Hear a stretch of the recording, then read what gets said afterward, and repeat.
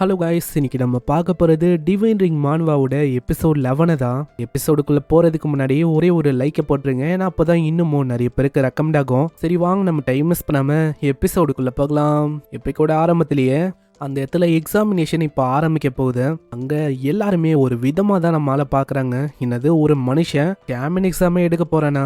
இது வந்து கண்டிப்பாக ஒரு ஜோக்கு தான். அட பாருங்க, அவன் உண்மையிலேயே இங்கே வந்திருக்கான் அப்படின்னு எல்லாருமே ஒரு விதமாக அங்கே பேசுகிறாங்க. ஆமாம் சாக்குரா, என்னாச்சு? எதுக்காக என்ன எல்லாருமே ஒரு மாதிரி பார்க்குறாங்க? மாஸ்டர், இது வரைக்கும் ஷாமின் எக்ஸாமை ஒரு மனுஷன் எத்ததே இல்லை. நீங்கள் தான் ஃபர்ஸ்ட் டைம் ஒரு ஹியூமனா ஷாமின் எக்ஸாமை எடுக்கிறீங்க.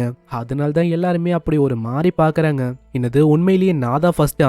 ஆமா மாஸ்டர், நீங்க தான் ஃபர்ஸ்ட். ஆனா இது வரைக்கும் ஏன் தெரியல, ஷாமின் எக்ஸாம்ல மற்ற ஹியூமன்ஸ் வந்து பார்ட்டிசிபேட் பண்ணதில்ல. ஆனா கவலைப்பட வேணாம், ரூல்ஸ் எதுவும் இல்லை இந்த மாதிரி ஒரு மனுஷன் பார்ட்டிசிபேட் பண்ணக்கூடாதுன்னு. ஆனா இது வரைக்கும் என்னன்னா, ஒரு ஹியூமன் இதுல பார்ட்டிசிபேட் பண்ணதில்லை. அதனால தான் எல்லாருமே உங்களை ஒரு மாதிரி பாக்குறாங்க. ஏதோ ஒன்று அவங்க பார்த்துட்டு போகட்டும். நம்ம இங்க வந்தது என்னது, அந்த கார்டியோலஸ் அதை வந்து பியூரிஃபை பண்ணணும்னு வந்தோம். அந்த வேலையை பார்த்துட்டு போயிடலாம். அங்க பிக் மாதிரி ஒரு பீஸ்ட் மேன் இருக்கான், அவனுக்கு அங்க டவுட்டா இருக்கு. ஆமா பிரசிடென்ட், இங்க என்ன யோசிக்கிறீங்க? அந்த பையனால இந்த விஷயத்துல பங்கெடுக்க முடியும் அப்படின்னு யோசிக்கிறீங்களா? அவனுக்கு தகுதி இருக்கா?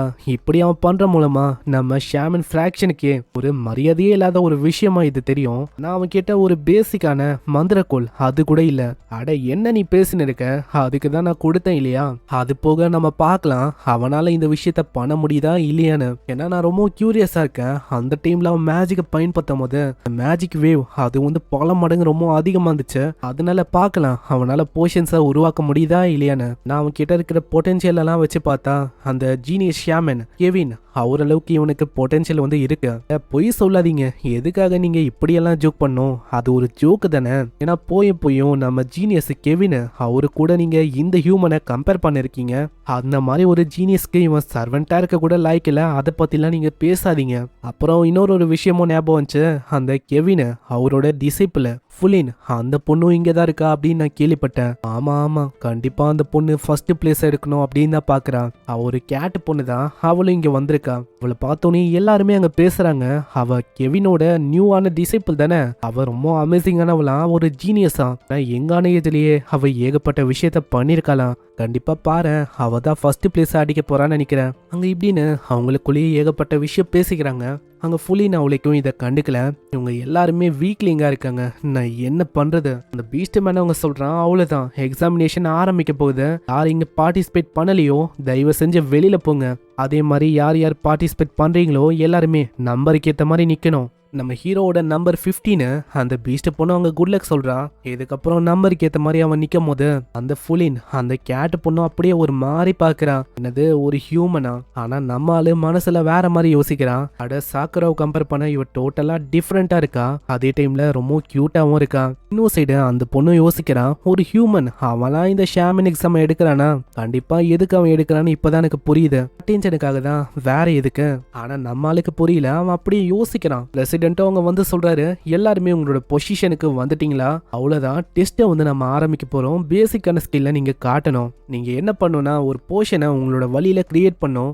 நீங்க எல்லாருமே தேர்ந்தெடுப்பாத ஷாமன். அப்படி இருக்கும் போது இந்த விஷயத்தை நீங்க ஒழுங்கா பண்ணணும். அங்க இப்படி ஒரு சொல்லும் போது ஐட்டம்ஸ் எல்லாம் தன்னால வந்து கேட்டு போனோம். நம்ம ஹீரோ பார்த்து சொல்றான், அட இவனுக்கு ஷாமன் ரீஃபைனிங் ஸ்டேஷன் அதுனா என்னன்னு கூட தெரியாதா?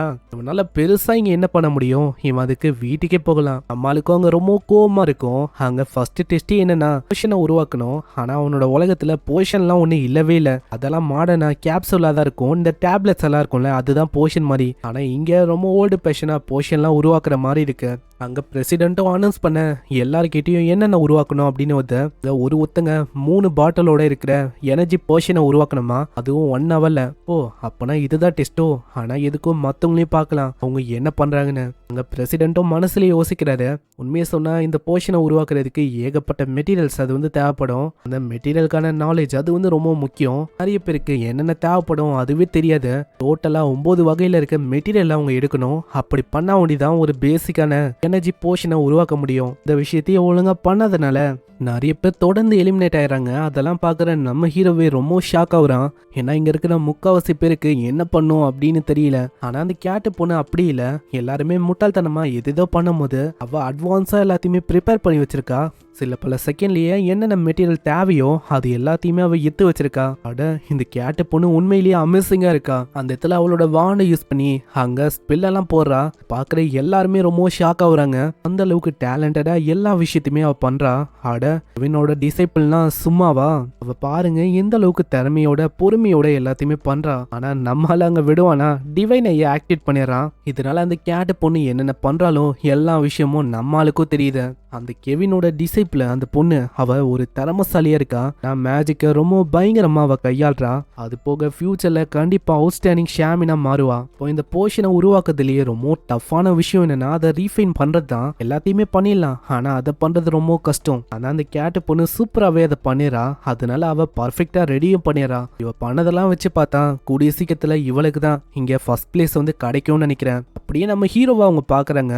நம்மளா அங்க ஸ்டார்ட் கூட பண்ணல, அப்படியே தான் அவன் நிக்கிறான். பிரசிடென்ட்டா அவங்க யோசிக்கிறாரு, அட இவன் இன்னும் ஸ்டார்ட்டே பண்ணல. இன்னொரு பக்கம் அந்த கேட்டு பொண்ணு சொல்றான், நான் முடிச்சிட்டேன், சரிம்மா நீ கொஞ்சம் பொறு, ஏன்னா மத்தவங்களும் இங்க ரெடி பண்ணும், அது போக டைம் வந்து இன்னமும் இருக்கு, சரி அப்படின்னா நான் வெயிட் பண்றேன். ஆனா நம்மளால இன்னமும் ஒரு மாதிரி அங்க பாத்துன்னு பண்ணா அதை பார்த்து அவ தப்பா புரிஞ்சுக்கிறா. ஏதோ இவன் தப்பான பார்வைய பாக்குறான்னு. நான் நம்மாலு அதை ஒண்ணும் பண்ணல, அவனோட டிவைனைய வச்சு அனலைஸ் தான் பண்ணான். ஆனா எல்லா விஷயமும் இப்ப தெரியும்ல, அதனால தேங்க்ஸ் சொல்லிட்டு அந்த இடத்துல உருவாக்க ஆரம்பிக்கிறான். அதை பாக்குற எல்லாருமே ரொம்ப ஷாக் ஆகுறாங்க.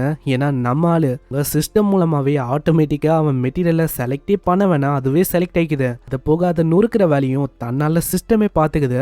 ரீஃபைனிங் அதுவும் அட் அ டைம்ல அங்க நடக்கும். இதை பாக்குற அந்த பொண்ணே ரொம்ப ஆச்சரியமாவரா. ஏன்னா அவ எல்லாத்தையுமே அங்க தனித்தனியா பண்ணா.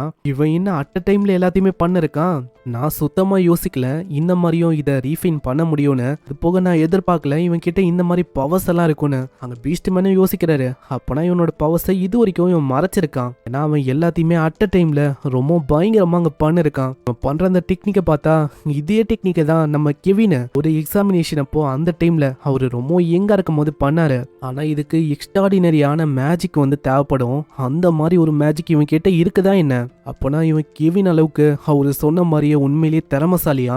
இன்னொரு பக்கம் நம்ம பீஸ்ட் பொண்ணு ரொம்ப கவலைப்படுறா. மாஸ்டர் எப்படி பண்ணிருக்காரோ, உள்ள எக்ஸாம் எப்படி போயின்னு இருக்கோ அப்படின்னு அவ யோசிக்கிறா. ஆனா உள்ள விஷயம் அப்படியே தலைகீழ இருக்கு. நம்ம ஷியோஷி அவங்க மாஸ்க் காட்டுறான், இதை நான் ஃபர்ஸ்ட் டைம் தான் பண்றேன், ஆனா ஏன் தெரியல இதை நான் பல முறை பண்ண மாதிரி இருக்கு. ஆனா ஏதோ ஒண்ணுப்பா, இந்த போர்ஷனை கிரியேட் பண்றது ஷாமினா இருக்குது, இதுவும் ரொம்ப நல்லாதாப்பா இருக்கு.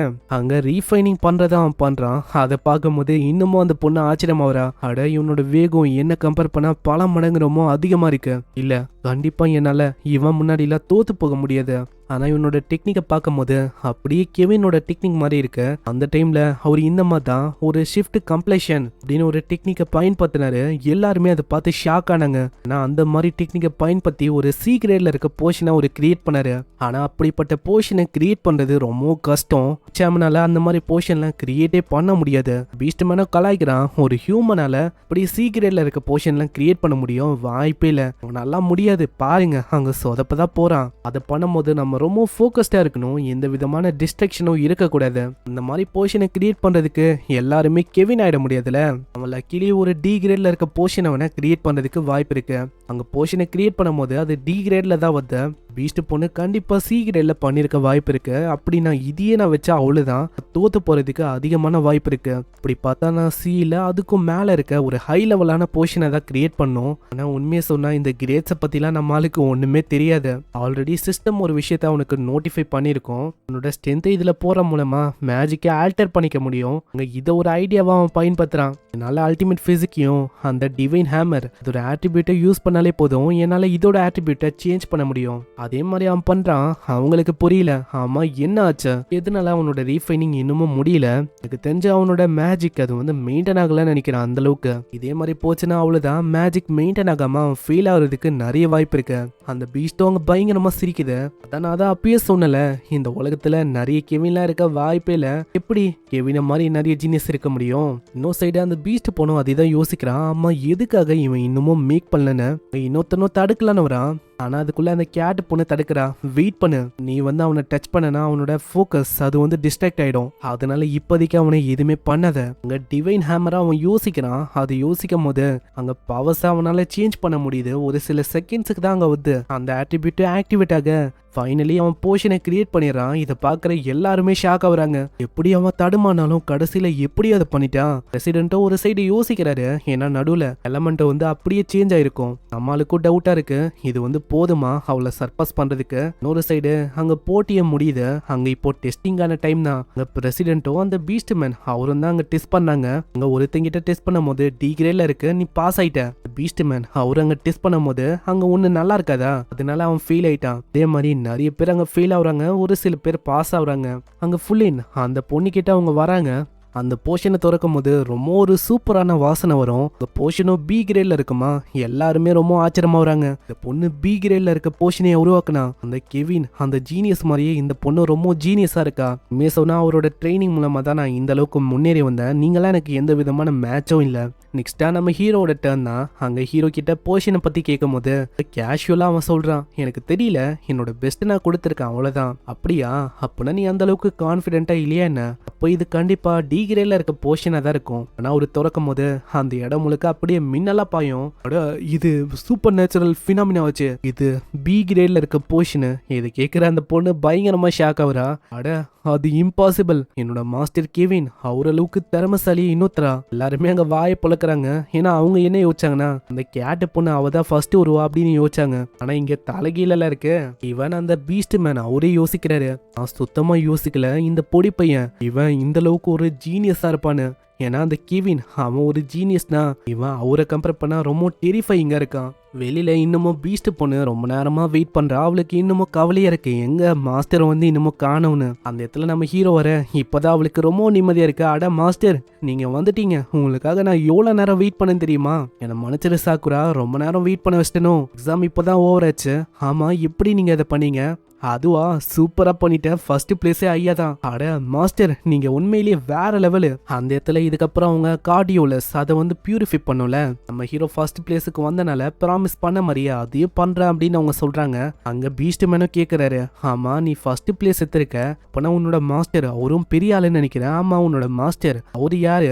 ஒரு இல்லாம கண்டிப்பா இதை உன்னால பண்ணிருக்க முடிஞ்சிருக்காது. அட இந்த விஷயத்தெல்லாம் நானா கத்துக்கினது, யாரும் எனக்கு சொல்லித்தரல. மாஸ்டர்னு ஒருத்தங்க இல்லவே இல்லை எனக்கு. இதை கேட்கிறவங்க மூஞ்சே மாறிட்டு, என்னடா இவன் இப்படி சொல்றான்னு.